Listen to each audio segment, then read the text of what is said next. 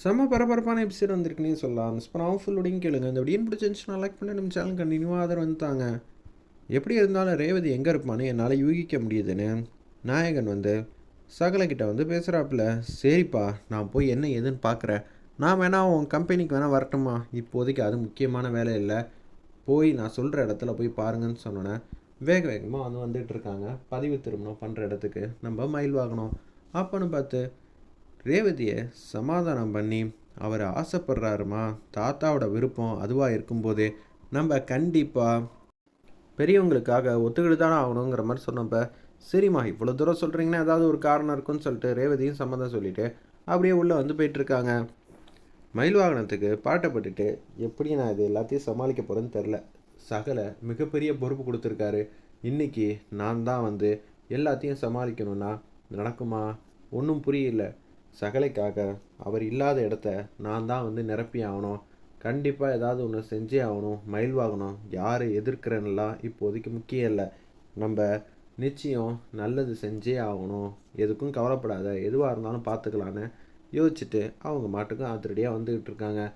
அப்போன்னு பார்த்து, கடவுளே உன் மேலே தான் மிகப்பெரிய நம்பிக்கையில் இருக்கேன், இப்போதைக்கு எனக்கு தெம்பை கொடுப்பா அப்படின்னு சொல்லும்போது கரெக்டாக பதிவு திரும்பின இடத்துக்கு வந்துடுறாங்க.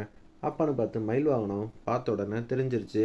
ஓ, இப்படி தான் நடக்குதா? சகலைக்கு முதல்ல ஃபோன் அடித்து அடுத்தது என்ன ஏதுன்னு கேட்போன்னு சொல்லிட்டு அப்படியே அதிரடியாக ஃபோன் அடிக்கிறாங்க.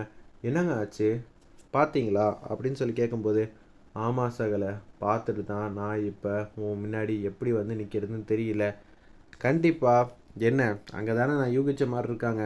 ஆமாம் சகலை, உன்னை இங்கே மடக்கி வச்சது கூட அத்தையோட யூகமாக தான் இருக்கும்னு நான் நினைக்கிறேன்னு கார்த்தி கரெக்டாக சொல்கிறாப்புல. நான் சொல்கிறத எல்லாத்தையும் செய்யுங்க. இனிமேட்டுக்கு அவங்க ஆட்டமே இருக்கக்கூடாது அப்படின்னு சொல்கிறாங்க. சரி சகலை, பார்த்துக்கிறேன்னு சொல்லிட்டு மயில் வாகனம் தனியாக நின்றுட்டு இருக்காங்க.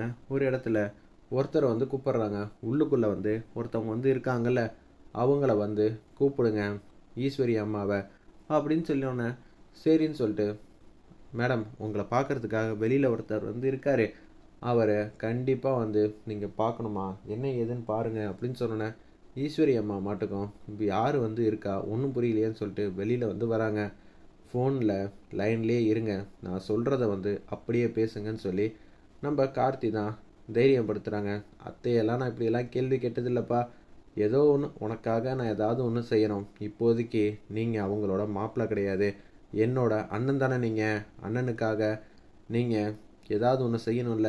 கண்டிப்பாப்பா, நான் ஏதாவது செய்கிறேன்னு சொல்லிட்டு ஃபோனை காதில் வச்சுட்டு ஹெட்செட்டை மாட்டிக்கிட்டு அப்படியே கார்த்திக்காக நின்றுட்டுருக்காரு நம்ம மயில் வாகனம். அந்த இடத்துல யாருமே இல்லைன்னு சொல்லிட்டு போகலான் இருக்கிறப்ப மயில் வாகனம் சொடக்கு போட்டுக்கிட்டே வராங்க. அத்தை, நீங்கள் இப்படியெல்லாம் பண்ணுவீங்கன்னு நான் நினச்சி கூட பார்க்கல.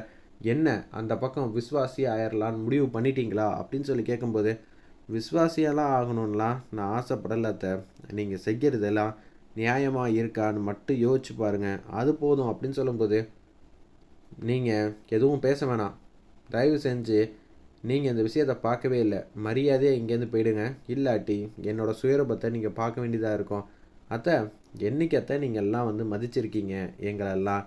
உங்களுக்கு ஏதாவது ஒன்று தோணுச்சுன்னா தானே எங்களுக்கு பற்றியே உங்களுக்கு ஞாபகம் வரும். இப்போதைக்கு நான் உங்கள் வீட்டு மாப்பிள்ளையாக வரல, நான் அவரோட அண்ணனா இங்கே நின்றுருக்கேன் அப்படின்னு சொல்லும்போது, ஓ அந்தளவுக்கு வந்துட்டிங்களா, இப்போ உங்களுக்கு என்ன வேணும்? ஆல்ரெடி நீங்களே ஒரு விஷயத்தை செஞ்சு காட்டியிருக்கீங்க. கார்த்தியும் ரேவதியும் பிரிக்கணும்னு கோர்ட்டில் கேஸ் பெண்டிங்கில் இருக்குது. அப்படி இருக்கிற சூழ்நிலையில் நீங்கள் எப்படி இதெல்லாம் செஞ்சு முடிக்க முடியும்? முடியாது. உங்கள் மனசை மாற்றிக்கிட்டு எப்படி வந்தீங்களோ அதே மாதிரி ரேவதியை நீங்களே அழைச்சிட்டு போயிடுங்க.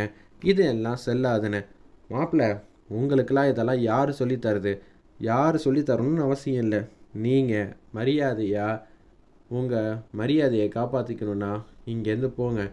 இல்லை நான் கேட்க மாட்டேன், இப்படி தான் ஏதாவது செய்வேன்னா அதுக்கப்புறமேட்டுக்கு இந்த பேப்பரை எங்கே கொண்டு போய் சேர்க்கணுமோ அங்கே கொண்டு போய் சேர்த்துருவேன்.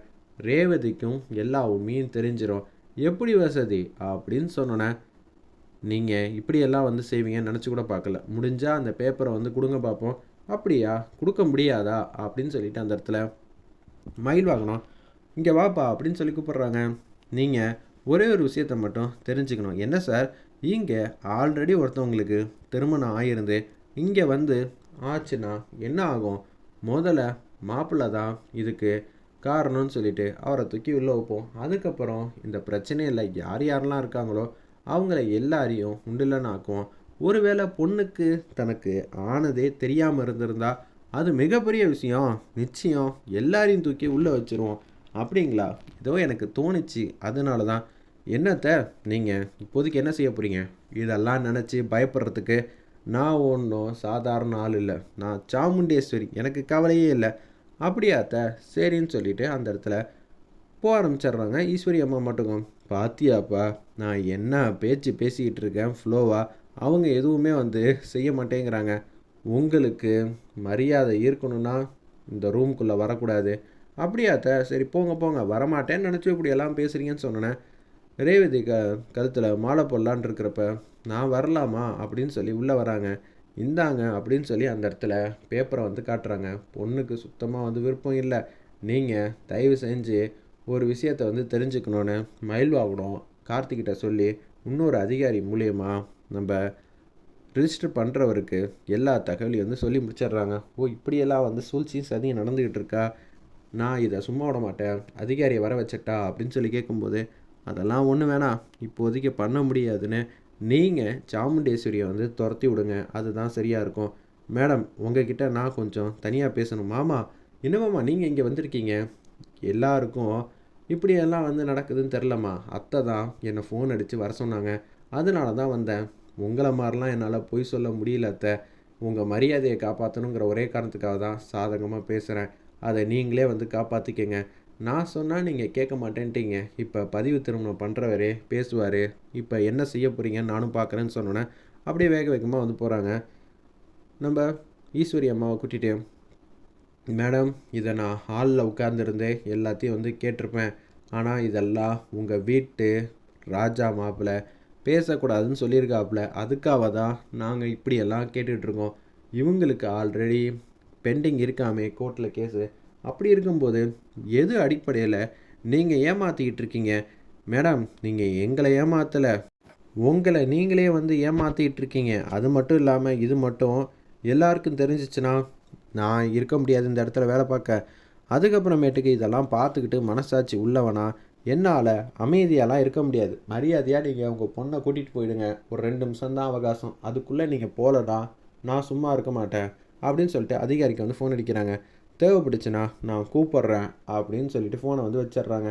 இப்போ உங்கள் குடும்பத்தோடு நீங்கள் உள்ளே போக போகிறீங்களா, இல்லாட்டி உங்கள் வீட்டுக்கு போக போகிறீங்களான்னு நீங்களே முடிவு பண்ணிக்கிங்க அப்படின்னு சொன்னோன்னே என்ன ஏதுன்னு சுத்தமாக புரியாமல் சாமுண்டேஸ்வரி மட்டும் நிற்கிறாங்க. என்ன சார், சொல்ல வேண்டியதெல்லாம் சொல்லிட்டீங்களா? எங்கள் அத்தை நல்ல முடிவாக எடுப்பாங்கன்னு தான் நான் நம்புகிறேன். அத்தை பார்த்துக்க அத்தை, உள்ளே போகிறீங்களா இல்லை வீட்டுக்கு போகிறீங்களா நீங்களே முடிவு பண்ணிக்கங்கன்னு மாஸ் பண்ணிகிட்ருக்காங்க. வெயிட் பண்ணி பார்ப்போம்.